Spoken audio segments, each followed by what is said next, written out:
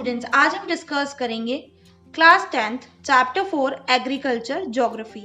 Students, इससे पहले already मैं इस चैप्टर की वीडियो डिस्कस कर चुकी हूँ, तो जिन स्टूडेंट ने वो वीडियो नहीं देखी है तो पहले देख लें और चैनल पे नए हैं तो चैनल को सब्सक्राइब करना ना भूलें। आइए स्टूडेंट, अब हमारा नेक्स्ट टॉपिक स्टार्ट कर रहे हैं हम लोग, टेक्नोलॉजिकल एंड इंस्टीट्यूशनल रिफॉर्म्स। क्या है इस टॉपिक के अंदर?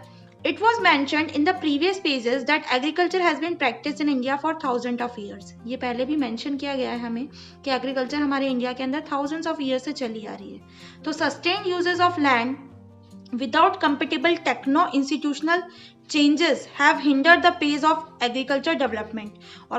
और हमारे यहाँ पर टेक्नो इंस्टीट्यूशनल चेंजेस जो हो रहे हैं, हम उसको अडॉप्ट नहीं कर पा रहे हैं और उसके कारण जो हमारा फेस है डेवलपमेंट का, वो पूरी तरीके से क्या हो रहा है, हिंडर्ड हो रहा है, यानी कि बाधा पैदा हो रही है। क्योंकि हमारे यहाँ पर क्या देखा गया है, जो इंस्पायर्ड ऑफ डेवलपमेंट सोर्सेज है इरीगेशन के, उसके मुताबिक जितने भी फार्मर्स हैं large part of a country में, वो स्टिल आज भी किस पे डिपेंडेंट रहते हैं, मानसून पे डिपेंडेंट रहते हैं और नेचुरल फर्टिलिटी पे डिपेंडेंट रहते हैं। और in order to carry their agriculture, अगर वो एग्रीकल्चर कंटिन्यू भी करना चाहते हैं तो वो ये सारी चीज़ों पे डिपेंडेंट रहते हैं, ना कि टेक्निकल सोर्सेज पे।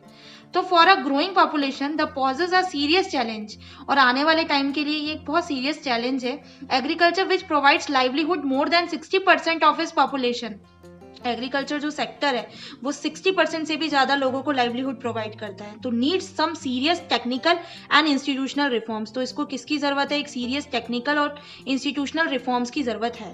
तो 10 collectivisation, consolidation of holding, corporation and abolition of zamindari etcetera were given priority to bring about institutional reforms in the country after independence। और हमें क्या करने की जरूरत है, एक तो कलेक्टिवलाइजेशन मेथड अपनाने की जरूरत है, कंसोलिडेशन ऑफ लैंड होल्डिंग्स करने की, कॉर्पोरेशन और जो पहले से चला आ रहा था जमींदारी सिस्टम उसको हटाने की, ताकि क्या कर सके हम इसको प्योरिटी पर लेकर जितने भी इंस्टीट्यूशनल रिफॉर्म्स है आफ्टर इंडिपेंडेंस उसको अच्छी तरीके से सक्सेसफुली रन करा सके। तो land reform was the main focus of our first 5-year plan. First 5-year plan के अंदर सबसे बड़ा फोकस ही लैंड रिफॉर्म को दिया गया था।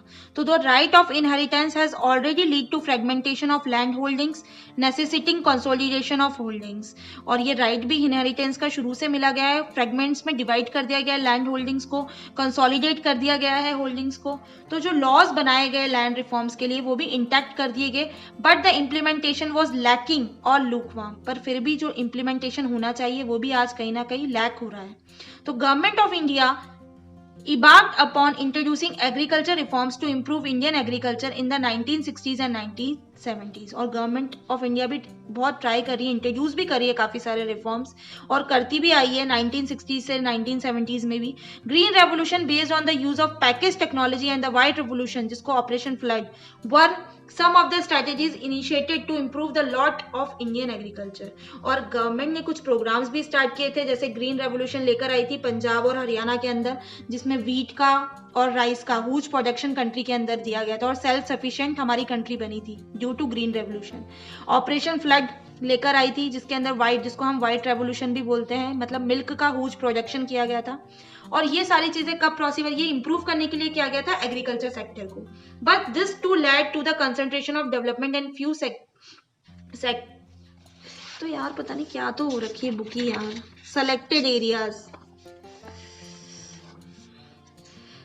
But this too led to the concentration of development in few selected areas. But लेकिन ये जो डेवलपमेंट हुआ, बट ये कुछ ही सेलेक्टेड एरियाज में देखा गया। Therefore in the 1980s and 1990s a comprehensive land development programme was initiated. और 1980s में 1990s में एक डेवलपमेंट प्रोग्राम इनिशिएटेड किया गया गवर्नमेंट के द्वारा, जिसके अंदर इंस्टीट्यूशनल और टेक्निकल रिफॉर्म्स दोनों को लिया गया।